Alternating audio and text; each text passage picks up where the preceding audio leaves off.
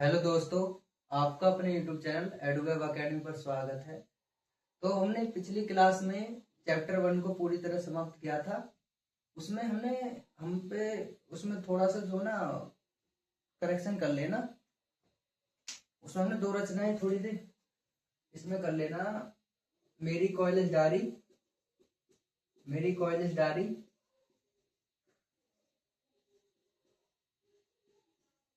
के जो लेखक है ना, धीरेन्द्र वर्मा है, धीरेन्द्र वर्मा।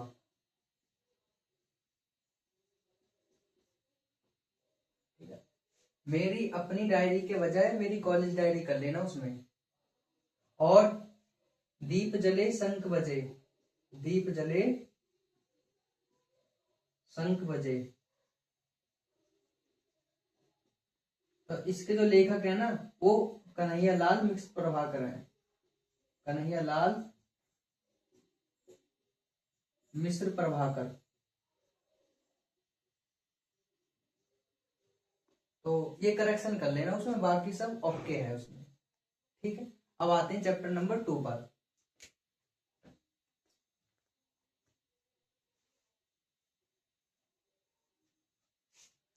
तो आज हम शुरू करने जा रहे हैं चैप्टर नंबर 2। जितना इंपोर्टेंट चैप्टर नंबर 1 था, उतना ही इंपोर्टेंट चैप्टर नंबर 2 है, क्योंकि चैप्टर नंबर 2 भी हमें एग्जाम में पूरे 10 मार्क्स दिलाता है। तो आज इस चैप्टर को हम उसी तरह समझेंगे जिस तरह हम पहले चैप्टर 1 को समझा था। तो चैप्टर 2 है हमारा हिंदी व्याकरण। चैप्टर 2 हिंदी व्याकरण।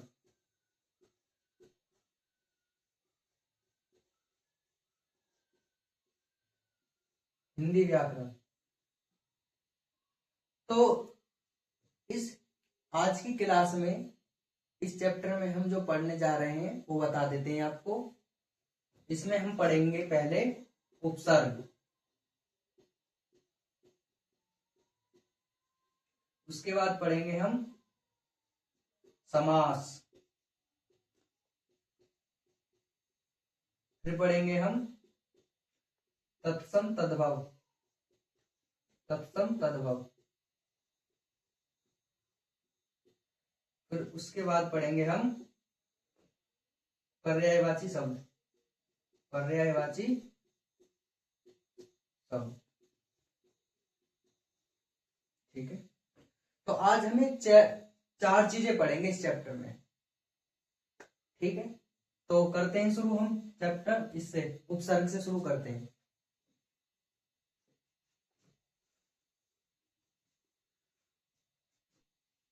उपसर्ग। देखो, चैप्टर नंबर 2 में भी वही बहुविकल्प प्रकार के प्रश्न आते हैं। जैसे हमारा ये उपसर्ग खत्म हो जाएगा, इससे संबंधित जितने प्रश्न बनते थे वो हम सब कुछ इसमें बता देंगे। तो उसके बाद जैसे हमारा समास खत्म हो जाएगा, समास से जितने संबंधित प्रश्न बनते थे वो सब हम उसमें बता देंगे। जैसे जैसे खत्म होते जाएंगे चारों पाठ, उसी तरह हम उसमें से संबंधित क्वेश्चन जो बनते जाएंगे वो बताते चलेंगे। तो उपसर्ग में क्या होता है, उपसर्ग होता क्या है पहले समझो। उपसर्ग होता है वह वर्ण या वर्णों का समूह जो किसी शब्द के पहले लगकर, जो किसी शब्द के पहले लगकर उस शब्द का मतलब यानी अर्थ बदल देता है। यानी कि वह वर्ण या वर्णों का समूह, वर्णों का समूह जो किसी शब्द के पहले लगकर, शब्द के पहले लगकर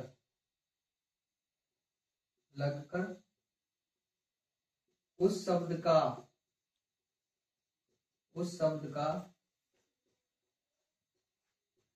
अर्थ बदल देता है। अर्थ यानी अर्थ का मतलब बदल देता है, मतलब बदल देता है। तो उसे बोलते हैं उपसर्ग। फॉर एग्जाम्पल, उदाहरण के लिए समझो, मैंने लिख दिया इसमें, जैसे एक शब्द है हार, यदि मैं हार के आगे उप लगा देता हूं, यानी उप जोड़ देता हूं हार के आगे, तो ये बन जाता है उपहार। क्या बन जाता है? उपहार। तो हार यहां पर इसका अर्थ होता है, हार का मतलब होता है पराजय, लेकिन इस उपहार का मतलब होता है गिफ्ट, जिसे इंग्लिश में बोलते हैं गिफ्ट। तो बदल गया ना यहाँ पर अर्थ। तो उपसर्ग वो सब वर्ण या वर्णों का समूह होता है जो कि शब्द के पहले लगकर उस शब्द का अर्थ बदल देता है या उसकी विशेषता बदल देता है, तो उसे बोलते हैं उपसर्ग। तो यहाँ उपसर्ग कौन सा है? यहाँ उपसर्ग उप। जैसे यहां पर हम लिख देते हार और इसके आगे लगा देते हैं अधि, अधि, और इसके पीछे से लिख देते अधिहार, तो ये बन जाता, इसमें अधि जो है ये क्या है? उपसर्ग है, क्योंकि यहां कुछ अर्थ निकल रहा है इसका, यहाँ पर कुछ और अर्थ निकल रहा है। आई होप यहां तक आपको समझ में आया होगा। अब इसको हम समझते हैं विस्तार से।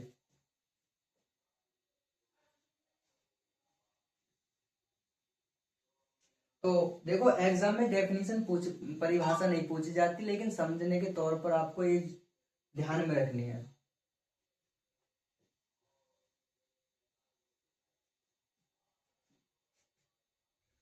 तो उपसर्ग जो है ना मुख्यतः वो तीन होते हैं। उपसर्ग कितने होते हैं? तीन होते हैं। एक तो होते हैं संस्कृत उपसर्ग, संस्कृत उपसर्ग, एक होते हैं हिंदी उपसर्ग, हिंदी, और एक होते हैं विकार उपसर्ग। तो संस्कृत उपसर्ग वे उपसर्ग होते हैं जो संस्कृत शब्दों के पहले लगते हैं, जो कि संस्कृत के वे शब्द जो हिंदी में वैसी की वैसी ही यूज किए जाते हैं, जो कि पहले से ही यूज करे जा रहे हैं, तो वो कहलाते हैं संस्कृत उपसर्ग। और हिंदी उपसर्ग वे होते हैं जो हिंदी शब्दों के पहले लगकर उसका अर्थ बदल देते हैं, वो कहलाते हैं हिंदी उपसर्ग। और विकार या विगत उपसर्ग वो कहलाते हैं जो कि विदेशी भाषा यानी फारसी, अरबी, उर्दू, अंग्रेजी, जो कि हमारे हिंदी भाषा में काफी प्रचलित है, उनके पहले लगकर उनका अर्थ बदल देते हैं, वो कहलाते हैं हिंदी सॉरी विकार उपसर्ग। तो यहाँ पर हमें संस्कृत और हिंदी उपसर्गों को पढ़ना है, हमारे जो सिलेबस में है। हमें विकार इसके उपसर्ग नहीं पढ़ने, में समझाने के तौर पर मैंने आपको बता दिया है। तो देखते हैं इनके उपसर्गों को।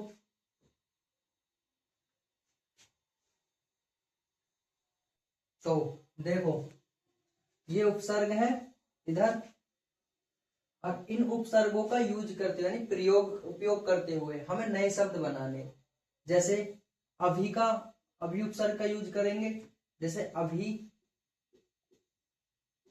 तो इसके पीछे लगा देंगे कार, तो एक नया शब्द ये बनेगा अभिकार। एक अभी शेख, अभी मान। देखो उपसर्ग में आपको कुछ भी याद नहीं करना है, उपसर्ग में आपको कुछ भी याद नहीं करना है। एग्जाम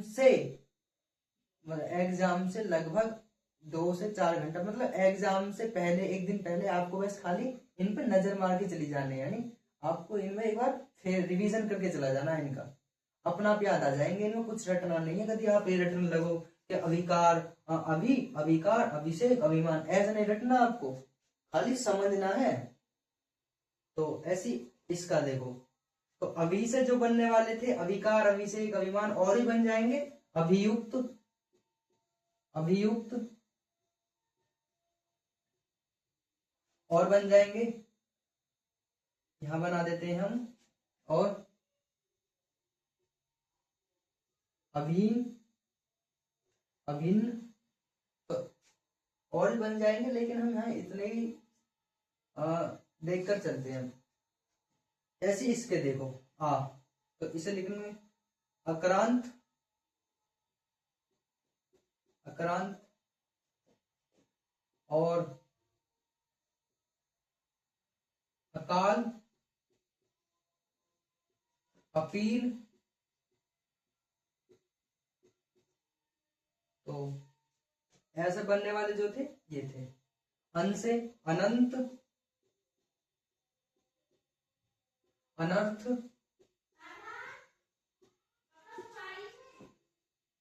और अनिकार। ठीक है, तो ये जो बनने वाले सब थे वो हमने यहाँ बता दिए। बनने के लिए तो और भी बन जाएंगे, लेकिन हम आपको यहाँ समझा रहे हैं कि उपसर्ग दे दिया जाए तो आपको कैसे कैसे इन्हें बनाना है। अधिकार, तो इससे बन जाएगा अधिकार हो गया, अधिकार, अधिक,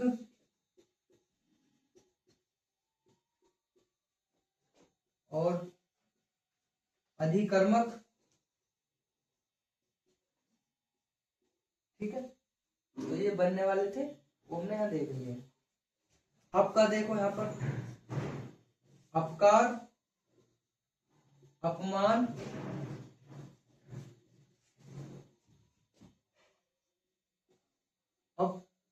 अपयुक्त, अपकर्षक,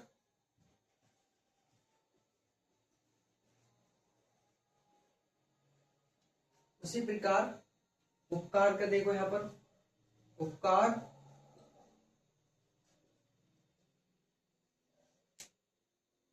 उपनयन, उपमंत्री,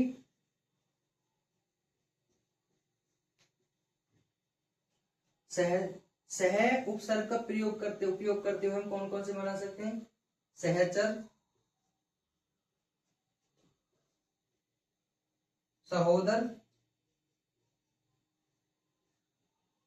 सहदेव, ठीक, नीरका,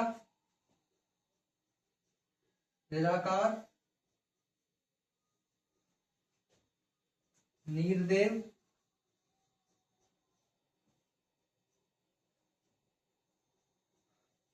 और निराकर्षक। यहां पर हम परि का परिवेश, परिधि, परिकार। ठीक है, तो ये कुछ उपसर्ग थे, ये आपके सिलेबस में है। ये मैंने अपने पास से नहीं इसमें बताया कुछ भी, ये आपके सिलेबस में है। उपसर्ग तो बहुत है, लेकिन ये जो निश्चित उपसर्ग दिए गए हैं ना, ये सब आपके सिलेबस में है। और इनका ही उपयोग करते हुए आपको शब्द बनाने हैं, नए शब्द बनाने हैं। ठीक है, जैसे वो प्रश्न पूछेगा इससे उपसर्ग से मैं आपको आगे बता दूंगा। फिलहाल आप ये समझते चलिए कि उपसर्ग दे दिया जाए तो उनसे शब्द कैसे बनाए जाएंगे नए। ठीक है, कोई डाउट हो तो कमेंट में पूछ लेना, कमेंट करके। चलो, तो उपसर्ग तो हमारा क्लियर हो चुका है। अब आगे देखते हैं हम समास।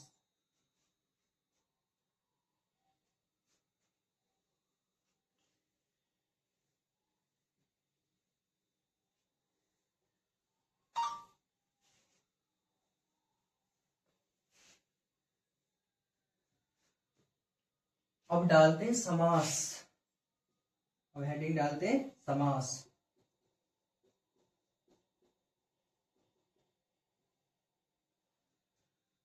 तो समास का जो शाब्दिक अर्थ होता है वो होता है संक्षेप, संक्षिप्त। संक्षिप्त का मतलब होता है इंग्लिश में शॉर्ट, यानी दो या दो से अधिक शब्दों का ऐसा समूह जिन्हें शॉर्ट रूप में लिखा जा सके, जिन्हें शॉर्ट रूप में यानी संक्षिप्त रूप में लिखा जा सके, उन्हें बोलते हैं समास। आपको डेफिनेशन याद नहीं रखनी, आपको खाली उनका समझना है, मतलब याद रखना है।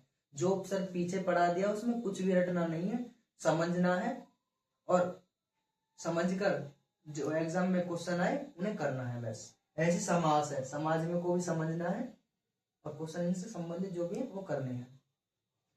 तो समास बेसिकली आपके जो समास होते हैं वो 6 होते हैं। कौन कौन से होते हैं? द्वंद्व समास, द्विगु समास, कर्मधारय समास, और होता है हमारा तत्पुरुष समास, बहुविग्रही समास, और एक समास और होता है, वो मेरे ध्यान में नहीं आ रहा, लेकिन आपके सिलेबस में केवल 4 समास है। कितने समास है? 4 समास है, और उन्हें हमें ध्यान से पढ़ना है पूरी तरह। देखो पहला समास देखते हैं। पहला समास वो है द्वंद्व समास। द्वंद्व समास आपको किसी की परिभाषा याद नहीं रखनी, पहले आपको उनका मतलब समझना है, ठीक है। द्वंद्व समास क्या होते हैं? देखो, वह समास जिसका विग्रह करने पर,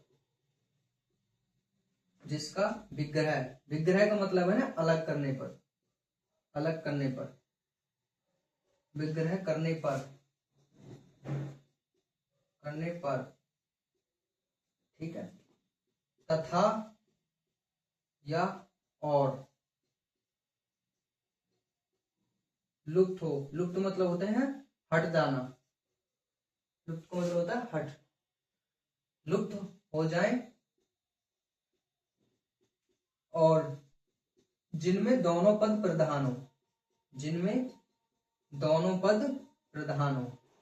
दोनों पद प्रधान को मतलब है मुख्य, दोनों ही पद मैन हो, दोनों पद प्रधान हो, तो वो क्या कहलाता है? द्वंद्व समास। तो यहां उदाहरण देखो, उदाहरण से समझो इसे। जैसे यहां पर मैं लिख देता हूं समस्त पद, समस्त पद, और यहां लिख देता हूं मैं समास विग्रह, या विग्रह भी लिख सकते हैं। जैसे मैंने लिख दिया खरा खोटा, खरा खोटा, तो इसका जो विग्रह हो जाए वो हो जाए खरा और खोटा, खरा और खोटा, ठीक है। होता क्या है, इसे बोलते हैं योजक चिन्ह। ये जो लगा होता है इसे बोलते हैं योजक चिन्ह। क्या बोलते हैं इसे? योजक चिन्ह, इसे योजक चिन्ह बोलते हैं। तो ये योजक चिन्ह जो हट जाता है, ठीक है, या कह सकते हैं विग्रह करने पर, ये विग्रह होने के बाद जो है ना ये योजक चिन्ह लग जाता है, और ये तथा की जगह। जैसे मैं लिख देता हूं ना, नारी नर, या कह सकते हैं नर नारी, नर नारी, नर नारी ठीक रहेगा। तो ये हो जाएगा नर और, नर और नारी, नर और नारी, ठीक है। ऊपर देखते हैं,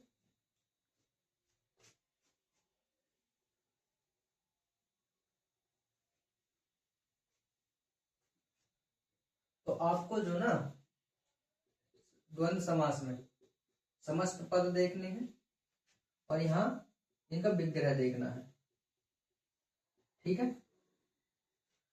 तो यहां होगा क्या, हमने खरा खोटा लिखा है, खरा खोटा, तो यहां हो जाएगा खरा और खोटा, खरा और खोटा। यहां लिख देते हैं हम धरती आकाश, धरती आकाश, तो हो जाएगा धरती और आकाश, धरती और आकाश। तो होता क्या है, अब द्वंद्व समास को कई तरीके, देखो द्वंद्व समास है आप समझने बहुत आसान है। कैसे? एक तो यहाँ के देखो तुम ये समझ सकते हो कि पहला शब्द का दूसरा जो शब्द, यानी पहला पद, देखो इन्हें बोलते हैं पद, तो इसे बोलते हैं पूर्व पद, पूर्व पद, ऐसा बोलते हैं उत्तर पद। इसे क्या बोलते हैं? उत्तर पद। पूर्व का मतलब होता है पहले, उत्तर का मतलब होता है बाद में, तो ये होते हैं पद। तो पूर्व पद और उत्तर पद, तो जो पूर्व पद का ही विलोम शब्द है दूसरा उत्तर पद, या तुम विलोम शब्द से समझ सकते हो। जो द्वंद्व समास में क्या होता है, जो पूर्व पद होता है दूसरे उत्तर पद का विलोम शब्द होता है, आप ऐसे वैसे समझ सकते हो। आप योजक चिन्ह से भी समझ सकते हो द्वंद्व समास है, और आप विग्रह में ये भी समझ सकते हो, और या तथा आ जाए बीच में तब भी द्वंद्व समास है, ठीक है। तो ऐसे देखो, यहां लिख देते हैं हम नर नारी, नर नारी, तो ये हो जाएगा नर और नारी, नर और नारी। मैं यहां लिख देता हूं गंगा जल, ये हो जाएगा गंगा और जल, गंगा और जल। तो आई होप आपको इन एग्जाम्पल से यानी उदाहरणों से इसको द्वंद्व समास को समझ चुके होंगे। तो दूसरा देखते हैं समास को।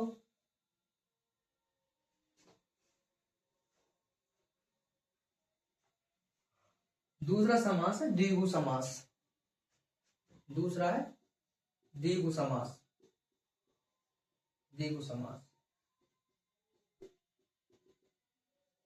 अब आप कह रहे होंगे कि सर आप मतलब लिखते हो और मिटा देते हो। देखो इसमें जो टॉपिक है ना, ये जो चैप्टर 2 और 1 है, इनसे बहुविकल्प प्रकार के प्रश्न आएंगे। तो आपको ये विस्तार से डीपली नहीं रटना, नहीं हमें सारी समझना है। समझ के जो क्वेश्चन जो रटने लायक चीज है, जो याद करने लायक चीज है, वो मैं आपको पहले ही बता दूंगा, ठीक है। तो द्विगु समास ये समझने वाले हैं, ये समास हो गए और उपसर्ग हो गए, रटना नहीं ना, कभी आप रटने लग जाओ इन्हें, आप टाइम ही वेस्ट करोगे। तो द्विगु समास क्या होता है?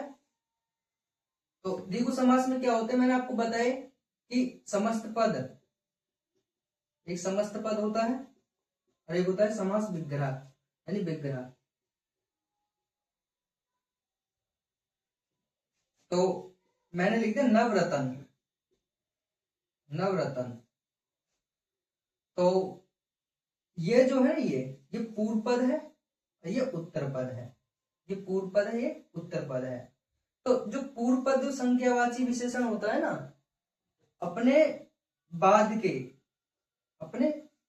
के जो शब्द की, अपने बाद के शब्द की विशेषता बताए, तो वो कहलाता है द्विगु समास। इसका आपको परिभाषा नहीं रटनी, ना ही आपको परिभाषा समझना, आपको खाली इनका यूज और मतलब समझना खाली।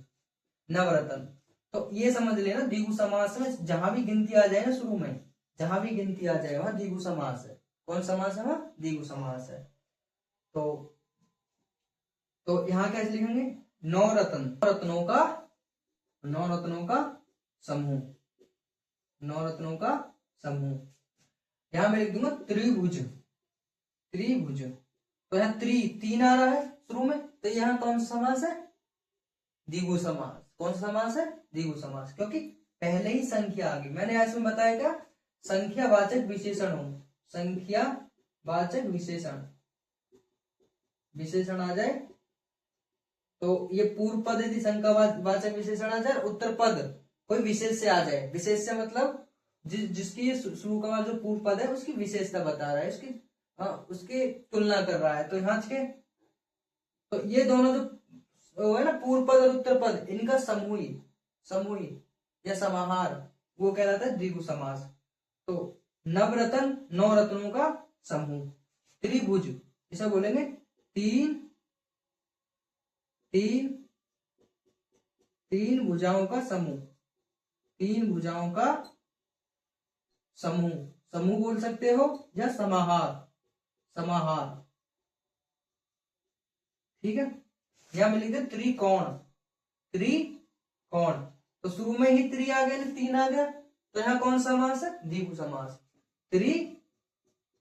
यानी तीन कोणों का समूह, तीन कोणों का समूह।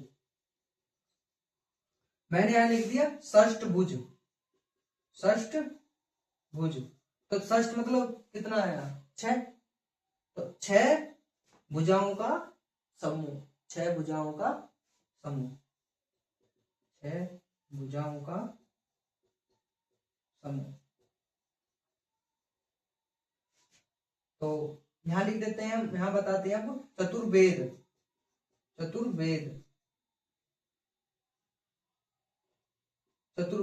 4 वेदों का समूह। चतु मतलब 4 आ रहा है, 4 वेदों का समूह, 4 वेदों का समूह।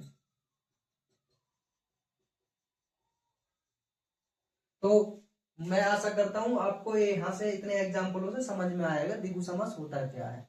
तो उसका विग्रह कैसे किया जाता है? उसमें समूह यानी 9 रत्नों का समूह, 3 भुजाओं का समूह, 3 कोणों का समूह और 6 भुजाओं का समूह, इस तरीके से इनका समास विग्रह किया जाता है। ठीक है, आगे चले, चलो आगे देखते हैं। हमें कितने पढ़ने हैं इसमें? खाली 4 समास पढ़ने हैं। द्वंद्व द्विगु तो हो गए हमारे, अब रहेगा कौन सा? अब रहेगा कर्मधारय और बहुव्रीहि समास। अब कर्मधारय देखो, तीसरा है हमारा कर्मधारय समास। कर्मधारय समास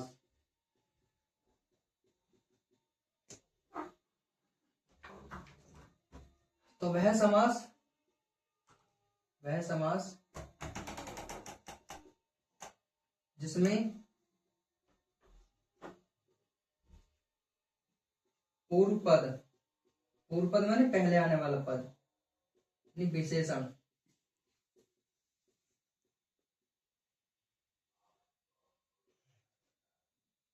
पूर्व पद दूसरे पद यानी उत्तर पद की दूसरे पद की विशेषता बताए तो वह कौन सा होता है? वहां होता है कर्मधारय समास। उदाहरण से समझो, उदाहरण के लिए यहां लिख देता हूं मैं समस्त पद, यहां लिख देते हैं उसका विग्रह। ठीक है, यहां लिख देता हूं नील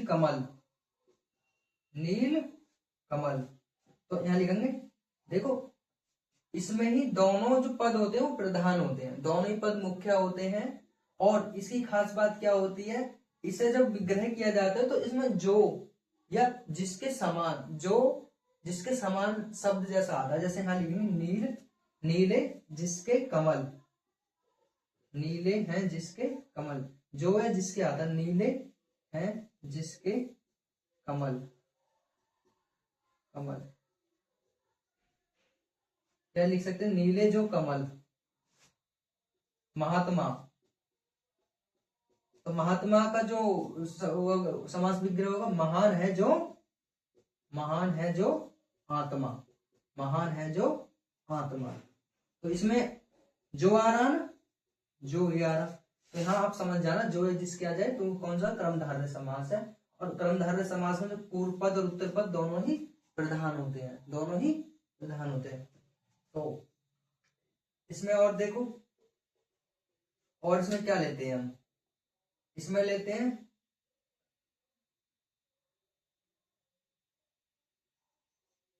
क्या लिख देते हैं?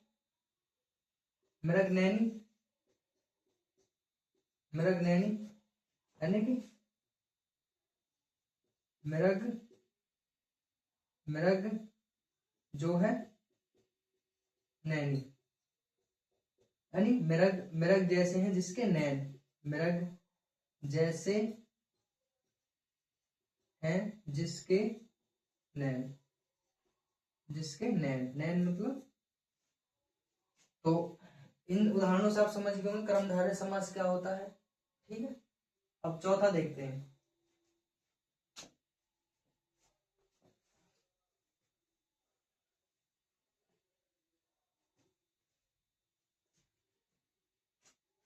चौथा है हमारा बहुग्रही समास। बहुग्रही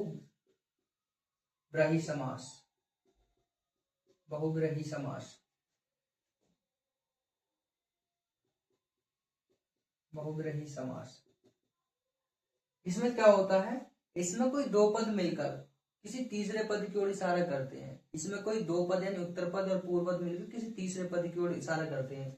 जैसे दो पद मिलकर यानी कि दो सार्थक, जिनका अपना एक अलग मतलब, दो सार्थक पद मिलकर किसी तीसरे अन्य तीसरे पद की तरफ इशारा करें, इशारा करें, इशारा बोले संकेत बोलो, बात एक ही, इशारा करें, तो वो कहलाता है बहुग्रही समास। बहुग्रही समास, ग्रही में बड़ी की मात्रा है, बहुग्रही समास। ठीक है, तो यहां पर उदाहरण से समझो। क्या उदाहरण देखो, यहाँ समस्त पद हो गए, समस्त पद, यहाँ होगा समास विग्रह, समास विग्रह। तो जैसे मैं लिख दूं नीलकंठ, नीलकंठ, तो ये दो, एक पूर्व पद उत्तर पद है। तो नीला है जिसका कंठ, नीला है जिसका कंठ, कंठ, कंठ को क्या बोलते, गला। नीला है जिसका कंठ, कौन है नीला है जिसका कंठ, महादेव। तो दो पद मिलकर किसी तीसरे पद को इशारा कर रहे हैं, तो वो क्या, वहां कौन सा समास है, बहुग्रही समास। तो नीला किसका कंठ है, महादेव, महादेव यानी शिव। जैसे चक्रपाणी, चक्रपाणी यानी कि चक्कर है, चक्कर है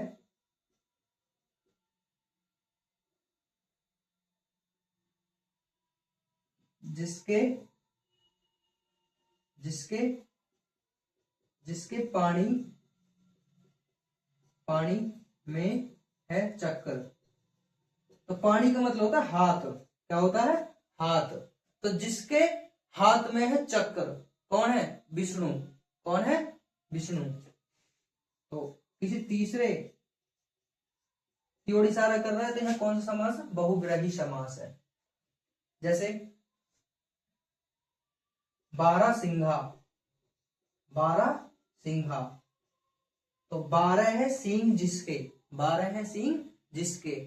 तो एक पशु है, हिरण के समान एक पशु है, तो उसकी तरफ इशारा कर रहा है। ठीक है, यहां समझो। जैसे मैंने लिख दिया मीनाक्षी, मीनाक्षी, मछली जैसी आंखें जिसकी, मछली जैसी आंखें जिसकी। यहां इसका क्या मतलब है, मछली, मछली जैसी आंख है जिसकी। तो मछली जैसी आंख किसकी है, कोई एक सुंदर स्त्री होगी, कोई एक सुंदर स्त्री होगी, यानी ब्यूटीफुल लेडी। तो यहां कौन सा समास है, यहां है हमारा बहुग्रही समास। तो हमारे चारों समास कंप्लीट हो चुके हैं।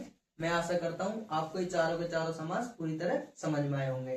देखो इसमें रटना कुछ नहीं है, इसमें सब कुछ समझना है।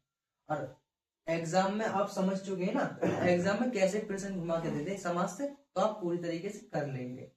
ठीक है ना, आपके सिलेबस में जो समास थे वो यहाँ पर बता दिए गए हैं। समास तो वैसे 6 हैं मुख्य रूप से, वो मैंने आपको क्लास के दौरान पहले ही बता दिया था, लेकिन आपको खाली 4 समास ही ध्यान में रखकर चलना है। ठीक है, चलो अब आगे देखते हैं हम तत्सम और तद्भव।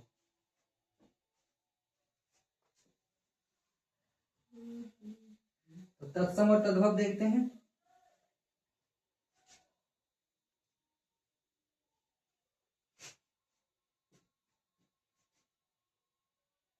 तत्सम, तो तत्सम और तद्भव से शुरू करने से पहले हम ऐसे करते हैं, जो हमने उपसर्ग और क्या कहें उसको, समास को जो कर लिया, उनके 10-10 क्वेश्चन कर लेते हैं, ताकि हमें आइडिया लग जाए इनसे प्रश्न बनते कैसे हैं। ठीक है, चलो। तो उपसर्ग से जितने प्रश्न बनने वाले हैं वो हम यहाँ देख रहे हैं, उपसर्ग से। वैसे तो उपसर्ग से हमें शुरू में ही करवा देने चाहिए थे, जब हमने उपसर्ग पूरी तरह खत्म किया था। अब कोई नहीं, अब कर लेते हैं, उपसर्ग और समास के एक साथ कर लेंगे। तो उपसर्ग में पहला प्रश्न मान के चलो, ये पूछ लेगा कि उपसर्ग होते हैं, उपसर्ग होते हैं। तो उपसर्ग होते हैं पूछ लेगा, इसमें एग्जाम उदाहरण दे देगा, इसमें शब्द और दे देगा धातु वर्ण शब्दांश, धातु वर्ण या शब्दांश। तो बहुत से बच्चे हम बताओ कौन सा ऑप्शन टिक कर रहे होंगे, वर्ण को? नहीं, इसका करेक्ट आंसर है शब्दांश। क्योंकि जब उपसर्ग किसी शब्द के साथ लग जाता है तो एक शब्द का अंश यानी भाग बन जाता है, तो इसलिए हाँ करेक्ट आंसर होगा हमारा शब्दांश। ठीक, डी ऑप्शन इसका करेक्ट आंसर है। दूसरा देखो यहां पर, दूसरा है हमारा उपसर्ग को कहते हैं, उपसर्ग को कहते हैं। उपसर्ग को क्या कहते हैं? जैसे ए ऑप्शन में हमारा अंत्य प्रत्यय, अंत्य प्रत्यय, प्रत्यय और आदि प्रत्यय। बी है हमारा आदि प्रत्यय, प्रत्यय, और सी है हमारा माध्य प्रत्यय, माध्य प्रत्यय, और डी है हमारा इनमें से कोई नहीं, इनमें से कोई नहीं। तो इसका करेक्ट आंसर हो जाएगा आदि प्रत्यय। प्रत्यय वो शब्द होते हैं जो कि शब्द के बाद में लगकर शब्द का मतलब बदलते हैं, लेकिन हमारा सिलेबस में प्रत्यय नहीं है, खाली उपसर्ग है, तो उपसर्ग पे ध्यान देना हमें। तब भी बता देता हूं, आदि प्रत्यय किसको बोलते हैं? उपसर्ग को। ठीक, क्वेश्चन नंबर 3 देखते हैं।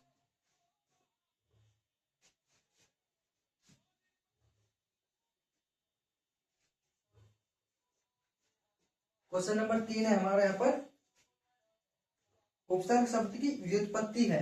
तीसरा है उपसर्ग शब्द की, उपसर्ग शब्द की व्युत्पत्ति। व्युत्पत्ति मतलब किससे बना है? व्युत्पत्ति,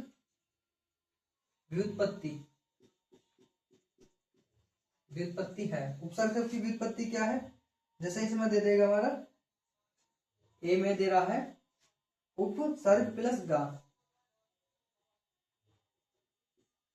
उपसर्ग प्लस गा। बी उप प्लस सर्ग, उप प्लस सर्ग। सी है हमारा उप प्लस पसर्ग, उ प्लस पसर्ग, और डी है हमारा उपस प्लस ग्रह। तो इसका करेक्ट आंसर हो जाएगा उप प्लस सर्ग। सीधा सा दिख रहा है, दो उप प्लस सर्ग, ये तो हो नहीं सकता, इसमें दो गए आ रहे हैं, ये भी नहीं हो सकता, और ये भी अर्थहीन सा लग रहा है, ये भी नहीं हो सकता, तो यही होगा उप प्लस सर्ग। ठीक, तो चौथा देखते हैं हम यहाँ पर। चौथा है उपसर्ग के नहीं किए जा सकते हैं, उपसर्ग के नहीं किए जा सकते हैं, किए जा सकते हैं। उपसर्ग क्या नहीं किए जा सकते? उपसर्ग क्या नहीं किए जा? खंड, सार्थक खंड, खंड, सार्थक खंड और निरर्थक खंड, निरर्थक खंड,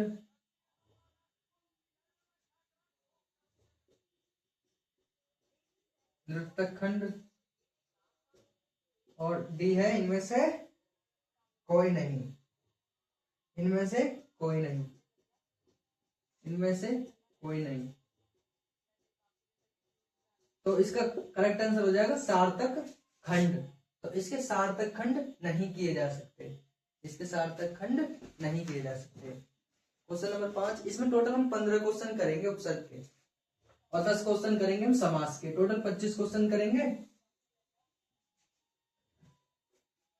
और 20 से 25 क्वेश्चन हम पर्यायवाची और उसके तत्सम तद्भव के एक साथ कर लेंगे। उसके बाद आते हैं हम प्रश्न नंबर 5 पर। उपसर्ग का प्रयोग कहाँ होता है? उपसर्ग का प्रयोग कहाँ होता है? कहाँ होता है? कहाँ होता है उपसर्ग का प्रयोग? ए ऑप्शन में दे रखा है शब्द के आदि में, यानी शब्द के शुरू में। आदि का मतलब होता है शुरू में, आदि में, शब्द के मध्य में, शब्द के मध्य में, और इसमें शब्द के अंत में, शब्द के अंत में, अंत मतलब लास्ट में, और मध्य का मतलब बीच में, और डी है इनमें से कोई नहीं, इनमें से कोई नहीं। तो कहाँ होता है? शब्द के शुरू में। मैंने इसकी जब बता रहा था तो वे शब्द होते हैं जो शब्द के शुरू में लगकर उसका अर्थ बदल देते हैं, तो वो कहलाते हैं उपसर्ग। ठीक, चलते हैं प्रश्न नंबर 5 पर, चलो सॉरी 6 पर, 6 ही देख लेते हैं हम। तो उत्कर्ष शब्द में, उत्कर्ष शब्द में उपसर्ग है, उपसर्ग है। तो उत्कर्ष शब्द में कौन सा है? जैसे मैं लिख देता हूं, एक तो लिख देता हूं यहाँ पर उत, एक लिख देता हूं मैं उत, ये वाला, और एक लिख देता हूं यहाँ पर उतक, और डी लिख देता हूं इनमें से कोई नहीं। तो इनमें से कोई नहीं, तो ये हलंत वाला है, जो तय तरबूज में हलंत लग रही, यही क्या हो जाएगा इसका उत्कर्ष का सही अंत, क्योंकि आदि तय आ रही है ना। तो आदि तय को हम जब लिखते हैं तय पूरी तो हलंत लगा के लिखते हैं, तो इसका सही आंसर हो जाएगा उत, ये वाला। ठीक, चलते हैं हम आगे।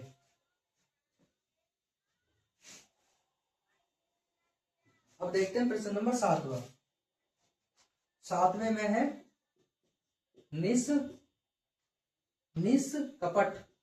निष्कपट में उपसर्ग है, उपसर्ग है। तो निष्कपट में उपसर्ग कौन सा है? इसमें देखो आदि से आ रही, तो इसमें हलंत वाला सेट कौन आएगा? सीधी सी बात है। तो ये निस लिखा यहाँ पर, डी है निस, इसमें आदि लगा दिया, सी इसमें हमने लगाया, ये सपेरा वाला तो आएगा नहीं, तो डी है इनमें से कोई नहीं, इनमें से कोई नहीं। तो ऑप्शन हमारा कौन सा हो जाएगा? बी करेक्ट हो जाएगा, कि हलंत वाला सेट कौन आएगा इसमें। चलो इसमें देखते हैं जय शब्द में कौन सा उपसर्ग। प्रश्न नंबर 8 में देखो, इसने बोला है कि जय शब्द में कौन सा, जय शब्द में कौन सा उपसर्ग लगाने से, उपसर्ग लगाने से वह जय का विलोमार्थक, वह जय का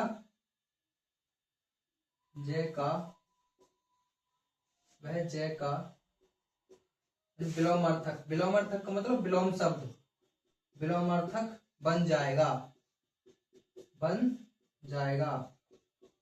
बताइए जय में कौन सा मैं शब्द जोड़ूं, कौन सा उपसर्ग जोड़ूं ताकि जय का वो विलोम शब्द बन जाए? तो कौन सा जोड़ना पड़ेगा? एक ऑप्शन में परा है, बी में उप है, सी में है हमारा अधि, और डी में है आ। तो बताओ कौन से में जोड़े ताकि विलोम हो जाए? तो हो जाएगा परा, क्योंकि जय का मतलब होता है जीतना, परा का मतलब होता है पराजय का मतलब हारना। ठीक, तो हमारा सी ए ऑप्शन हमारा क्या हो जाएगा? सही हो जाएगा। तो अब देखते हैं हम 8वें प्रश्न, 9वां प्रश्न।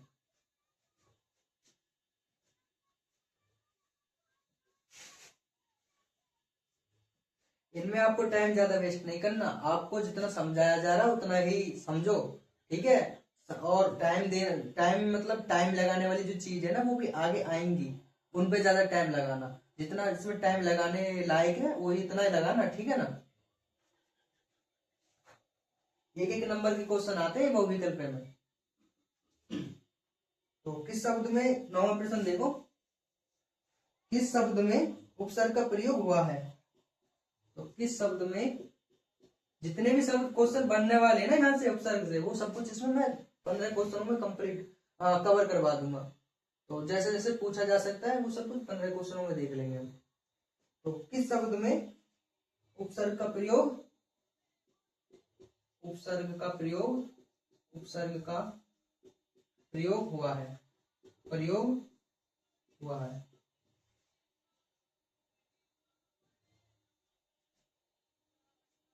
उपकार, बी लाभदायक, सी में है अपनापन, अपनापन, समझदार, समझदार। देखो यहाँ पर, अरे हाँ, इनमें तो प्रत्यय का यूज किया गया है, खाली एकमात्र यही एक ऐसा विकल्प है जिसमें उप यानी उपसर्ग का प्रयोग किया गया है। तो हमारा सही ऑप्शन यानी सही विकल्प कौन सा हो जाएगा, ए। सही विकल्प कौन सा हो जाएगा, ए। चलो अब देखते हैं 10वां।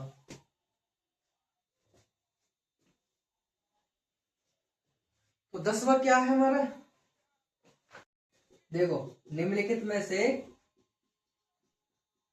निम्नलिखित में से कौन सा उपसर्ग रहित है, कौन सा उपसर्ग, उपसर्ग रहित है।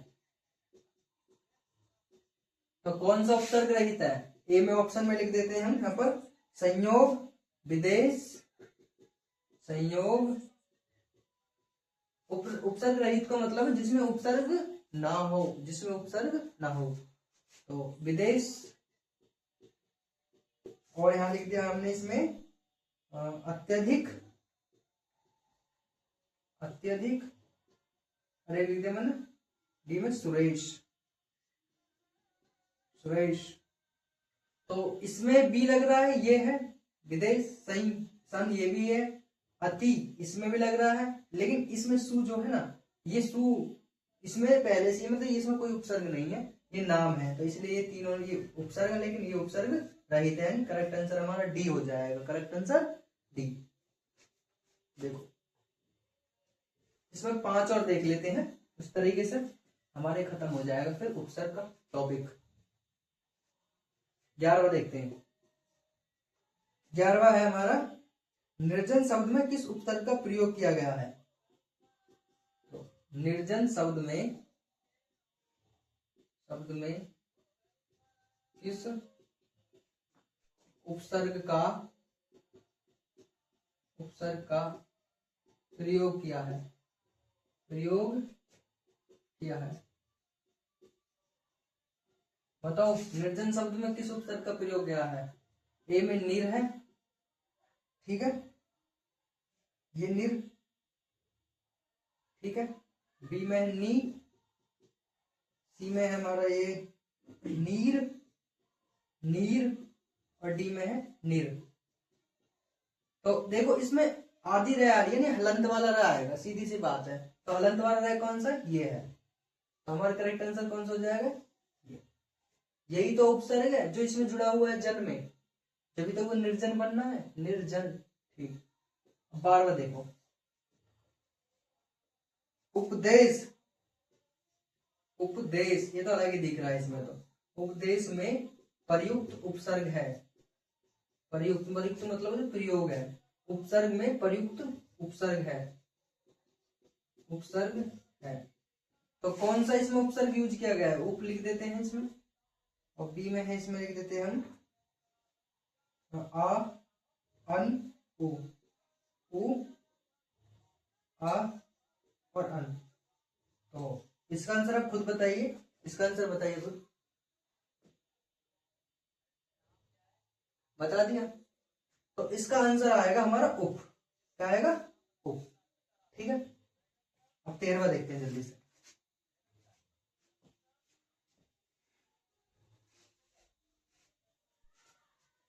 तो 13वां है हमारा इसमें सुगम, सुगम,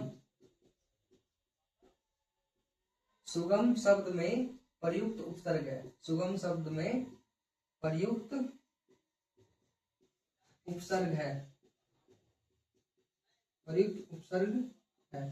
तो सुगम शब्द में कौन सा उपसर्ग यूज किया गया है? इसमें लिख देते सु सा, सी में लिख देते हैं सुग, और डी में है हमारा इसमें गम। तो कौन सा उपसर्ग किया गया है इसमें? सु, ये वाला सु, ये हमारा क्या हो जाएगा? उपसर्ग। ठीक है, तो प्रयुक्त उपसर्ग कौन सा? ये। ठीक है, अब देखते हैं इसमें अपव्यय। अपव्यय शब्द में प्रयुक्त उपसर्ग है। प्रयुक्त उपसर्ग है। प्रयुक्त उपसर्ग है। तो अपव्यय में प्रयुक्त उपसर्ग कौन सा है? आ, अप, सी में है अधि, और डी में है उप। बताओ इसमें कौन सा अप, इसका क्या हो जाएगा? सही आंसर हो जाए अप उपसर्ग है। इसमें कौन सा उपसर्ग है? अप। अब देखते हैं इसमें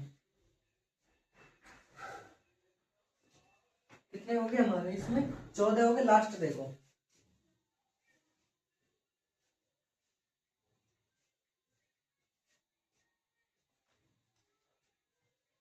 लास्ट है इसमें अव्यागत। 15वां क्या है? अव्यागत। अव्यागत में प्रयुक्त उपसर्ग है। प्रयुक्त उपसर्ग है। जैसे इसमें लिख दिया मैंने अभी, और एक लिख दिया मैंने ये वाला अभी। ठीक, और एक लिख दिया मैंने इसमें अनु, और इसमें एक लिख दिया मैंने अब। तो अलग ही दिख रहा है। इसमें कौन सा हो जाएगा? ये वाला भी अव्यागत। कौन सा? ये वाला। तो हमारे जितने क्वेश्चन बनने वाले थे इससे, वो हमने यहाँ देख लिए हैं। उपसर्ग से जितने भी संभव क्वेश्चन थे बनने के लिए, वो हम देख लिए हैं हमने। तो आपको समझ में आ गया होगा कि क्वेश्चन कैसे आएंगे। मैंने आपको पहले बता दिया था पिछली क्लासेस में कि शुरू के जो 20 क्वेश्चन होंगे वो बहुविकल्प पे होंगे एग्जाम में। शुरू के 20 क्वेश्चन बहुविकल्प टाइप के होंगे, और अब उपसर्ग में से कोई उपसर्ग में से या तो एक क्वेश्चन तो पक्का आएगा ही आएगा, ये तो निश्चित है। लेकिन हो सकता है 2 भी आ जाए, 3 भी आ जाए। तो आपको जो ना उपसर्ग अच्छी तरीके से तैयार करके जाना है। खाली आपको एक बार जो नजर डाल के जानी है उपसर्ग पे। मैंने समझा दिया आपको अच्छी तरह क्लास में। ठीक है, अब देखते हैं हम 15 क्वेश्चन इसके हो गए, और 10 क्वेश्चन कर लेंगे हम समास के। तो 25 क्वेश्चन यहाँ हो जाएंगे। उससे आइडिया लग जाएगा क्वेश्चन कैसे आते हैं एग्जाम में यहाँ से। और 25 क्वेश्चन हम वहां से कर लेंगे। किससे? तत्सम तद्भव से और पर्यायवाची शब्द से। ठीक है, चलो देखते हैं हम इसके समास के क्वेश्चन। 16 से स्टार्ट कर देते हैं इसमें। तो क्वेश्चन ध्यान, तो यहां से 16 से स्टार्ट कर देते हैं। समास के क्वेश्चन है यहाँ पर हमारे, समास के। तो पहला है समास के मुख्यतः कितने भेद होते हैं? समास के मुख्यतः कितने भेद होते हैं? कितने भेद होते हैं? तो समास के कितने भेद होते हैं? इसमें ऑप्शन में दे रखा है 5, 3, 4, 6। 5, 3, सी में 4 है, और डी में 6 है। मैंने आपको बताया था शुरू में। तो समास के कितने भेद बताए थे मैंने? भेद का मतलब होता है प्रकार। कितने टाइप के हैं समास, कितने प्रकार के बताए थे मैंने? मुख्य रूप से 6 प्रकार के बताए थे। उसमें से 4 ही पढ़ने थे हमें, 4 हमने पढ़ लिए थे। तो 6 इसका करेक्ट आंसर हो जाएगा। दूसरा है यानी 17वां है हमारा, जब पहला पद यानी प्रथम शब्द संख्यावाची और द्वितीय पद संज्ञा हो, जब प्रथम शब्द तो हमारा क्या हो, संख्यावाची,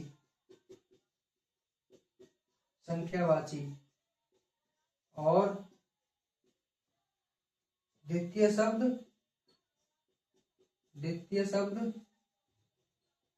क्या हो हमारा, संज्ञा मतलब नाउन हो। तो वहां कौन सा समास होता है, ए ऑप्शन में द्विगु, बी में है हमारा द्वंद्व, सी में है हमारा बहुब्रीहि,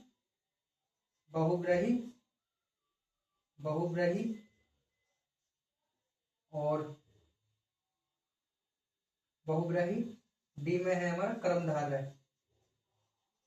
बताओ कौन सा समास होगा वहां पर, द्विगु होगा, द्वंद्व होगा, यही ऑप्शन दे रहा है इसमें, कौन समास होगा, द्विगु समास। मैंने बताया जहां में नंबर आ जाए अलग ही फैशन कर लेना, द्विगु समास है, और जहां हमें ये योजक चिन्ह लिख जाए वहां द्वंद्व समास है। बहुग्रही समास क्या होता है, जब दो पद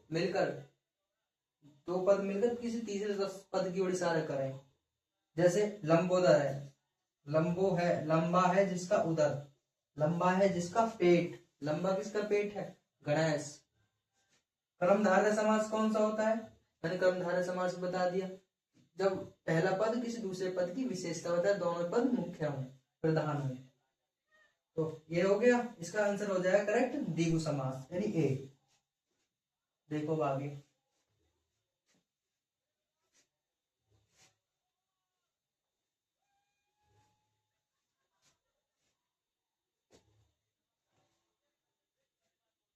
तीसरा देखो, यानी 17 हो गए थे ना हमारे, 18वां देखो इसमें।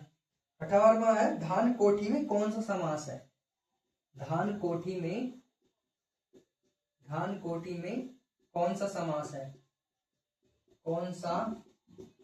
है, बताओ भाई कौन सा समास है धान कोठी में। तो धान कोठी में कौन सा समास है, इसमें लिख रहा है ये तत्पुरुष समास है, इसमें जो हमने पढ़ा है नहीं तत्पुरुष, इसे रहने देना, तत्पुरुष समास है, एक हम सिलेबस में नहीं है तो क्यों करें इसे। धान कोठी को 18वां दूसरा देखो, चरण कमल में समास है, 18वां है चरण कमल में समास है। चरण कमल में समास कौन सा है, कर्मधारय,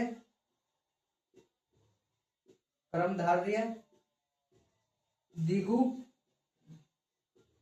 द्वंद्व, और डी है बहुग्रही, बहुब्रीहि।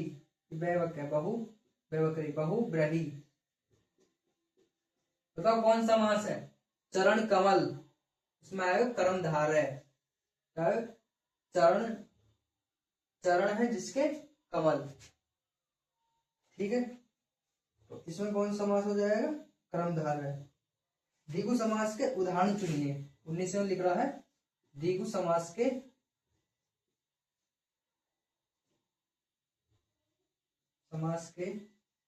देखो आपको प्रश्न यहाँ से कैसे घुमा के दे देगा, लेकिन आप कर लोगे, मुझे आप पे इतना विश्वास है क्योंकि मैंने इस तरीके से आपको समझा दिया है पूरी तरीके से समास को। द्विगु समास के, इसका आंसर आप खुद दोगे, द्विगु समास के उदाहरण है, या चुनिए, एक ही बात है, इसमें लिख रहा है चौमासा और नवरत्न, सी है पंचवटी,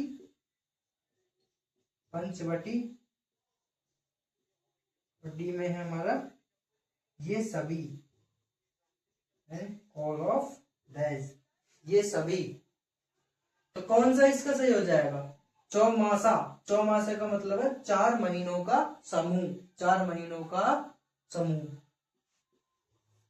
ये नवरत्न का मतलब होता है 9 रत्नों का समाहार या समूह। पंचवटी में 5 आ रहा है, तो इसलिए ये भी संख्यावाची, ये भी संख्या है, इसमें भी आ रही है, तो सब द्विगु समास यानी करेक्ट आंसर डी हो जाएगा हमारा। यानी ये सभी। आगे देखो 20वां।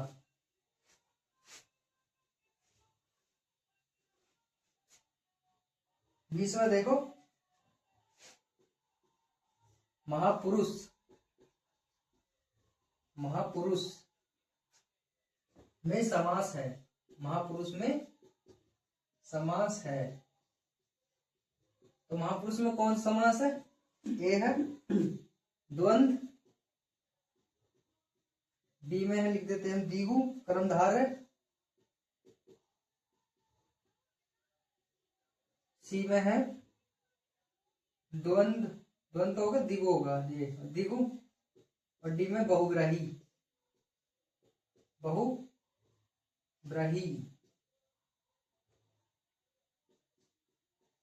बहुग्राही। तो महापुरुष, महान है जो पुरुष, महान है जो पुरुष, महान है जो आत्मा, महान है जो आत्मा। तो कौन सा आएगा? कर्मधारय समास, कर्मधारय समास। 21वां देखो, शताब्दी में समास है। शताब्दी में समास है। समास है तो कौन सा समास शताब्दी में? मैंने यहां लिख दिया इसमें, ये चार ही समझ लो चलो इसके ऑप्शन। तो कौन सा समास है शताब्दी में? शताब्दी, सत, सत का मतलब होता है 100, यानी गिनती आ गई। तो गिनती जिसमें आ जाए वो कौन सा होता है? द्विगु समास। कौन सा होता है? द्विगु समास। समझ में आ गया? अब आते हैं इस पर। तो 22वां देखो,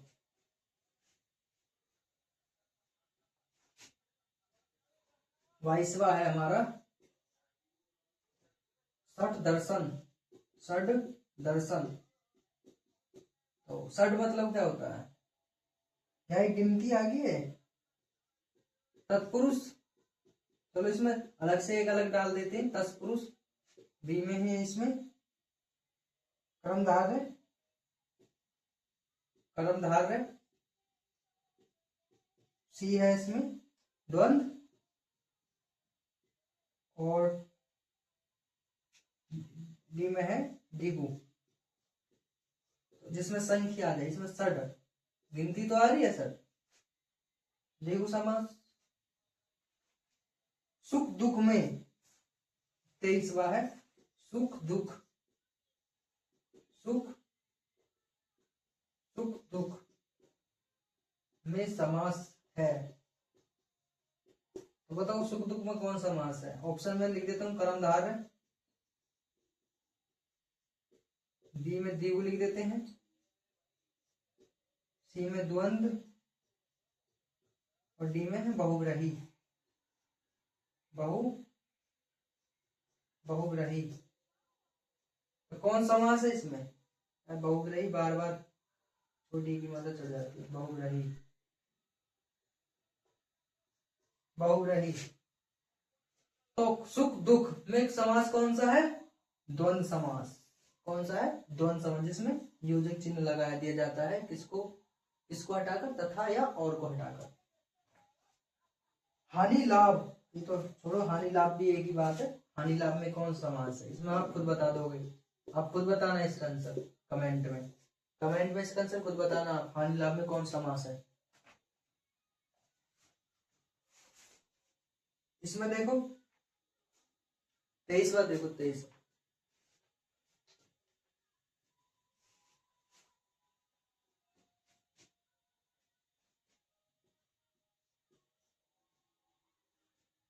में तिरंगा में कौन सा समास है? तिरंगा, तिरंगा में कौन सा समास है? कौन सा समास है? बताओ तिरंगा में कौन सा समास है? द्विगु समास है, द्वंद है, सी है कर्मधारय, कर्मधारय या बहुग्राही? बहुग्राही। बताओ कौन सा समास है इसमें? इसमें द्विगु समास है कि तिरंग, तीन रंगों का समूह। तो इसमें गिनती आ गई, तो इसलिए क्या है? द्विगु समास। दो और देख लेते हैं इसमें जल्दी से। नीलांबर, नीलांबर, नीलांबर में कौन सा समास है? कौन सा समास है? बताओ भाई, नीलांबर में कौन सा समास है? ऑप्शन ए है इसमें द्वंद्व, बी द्विगु, सी है हमारा कर्मधारय, और डी है बहुग्राही। बहुग्राही। देखो, द्वंद्व तो हो नहीं सकता ये, क्योंकि इसके बीच में योजक चिन्ह नहीं है और तथा और नहीं है। दूसरे द्विगु भी नहीं हो सकता, क्योंकि इसमें नील कोई गिनती नहीं आ रही, और बहुग्राही भी नहीं हो सकता क्योंकि दो पद नील और अंबर किसी तीसरे पद की ओर इशारा नहीं कर रहे, किसी तीसरे व्यक्ति की ओर इशारा नहीं कर रहे, ये भी नहीं हो सकता। ऑप्शन हमारा बचेगा क्या? कर्मधार, कर्मधार ही हो गए। ऐसे भी कर सकते हो आप, ठीक है, अगर आपने ये चीज समझ रखी है तो। अब 25वां लास्ट देखो।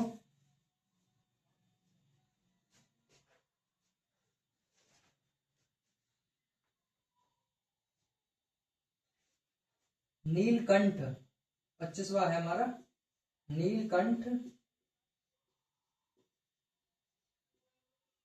नीलकंठ में, नीलकंठ समस्त पद में, नीलकंठ समस्त पद में प्रयुक्त, यानी प्रयुक्त समास है, प्रयुक्त समास है। तो इसमें कौन सा समास है? नीलकंठ समस्त पद में प्रयुक्त कौन समास है? ए है इसमें द्वंद्व, बी द्विगु, सी है कर्मधारय, और डी है हमारा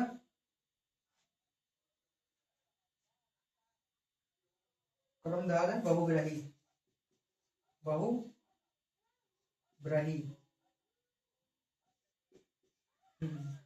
बहुग्राही। तो कौन सा समास हो जाएगा नीलकंठ में? नीला है जिसका कंठ, इसका कंठ नीला था, महादेव, तो ये बहुग्राही समास है। दो पद मिलकर किसी तीसरे पद की ओर संकेत करें, तो हमारा कौन सा है? बहुग्राही समास है। ठीक, आई होप आपको ये दोनों टॉपिक यानी समास और उपसर्ग पूरी तरह समझ में आ गए होंगे, और ये जो क्वेश्चन, जितने संभव क्वेश्चन बनने वाले थे इनसे, वो भी हमने यहाँ देख लिए हैं। क्वेश्चन आपको एग्जाम में शुरू के जो 20 क्वेश्चन है वो 10 तो रचना और लेखक से आएंगे, और 10 हमारे व्याकरण से आएंगे, और 2-3 प्रश्न उपसर्ग और समास से आएंगे। ठीक है, तो यहां तक हमारा क्लियर हो चुका है। अब आगे देखते हैं हम तत्सम और तद्भव। चलो, तो अब यहाँ देखते हैं तत्सम तद्भव।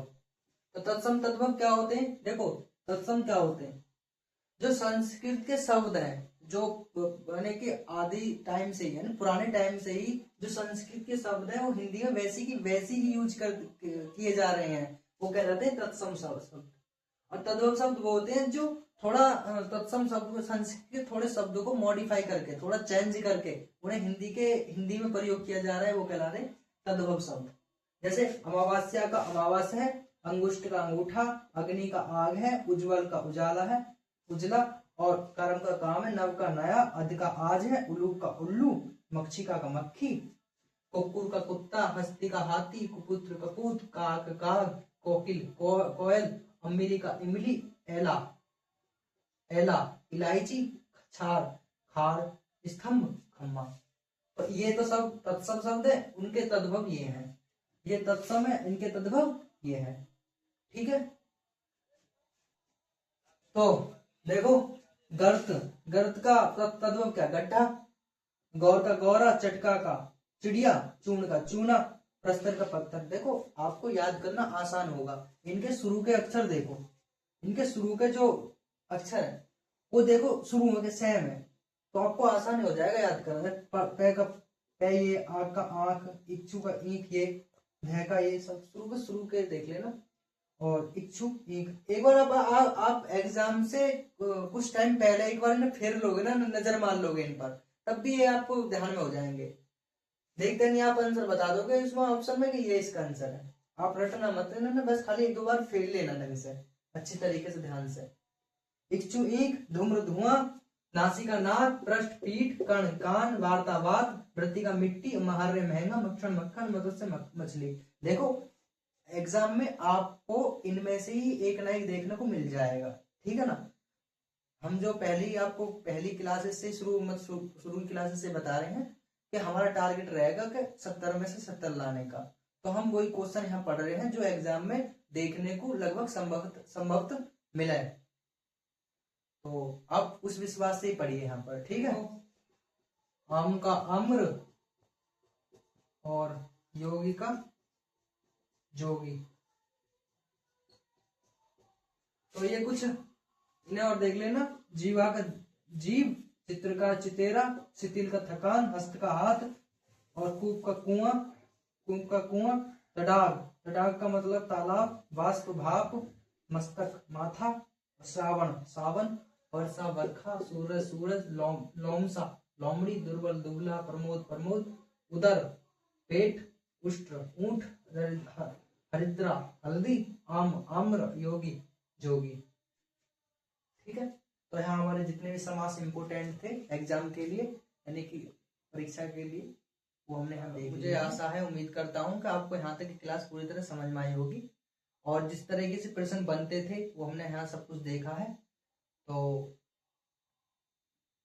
इस कोई डाउट हो इस क्लास से संबंधित तो आप कमेंट में बता सकते हैं, और इस क्लास को अपने दोस्तों को शेयर करो, क्लास को लाइक करो और सब्सक्राइब करो, ठीक है। और इस क्लास का पूरा बेनिफिट उठाओ, क्योंकि हम एग्जाम के लिए जो भी संभव इम्पोर्टेंट है वो हम सब लेके चल रहे हैं इसमें। तो आप लग जाइए, बस, धन्यवाद।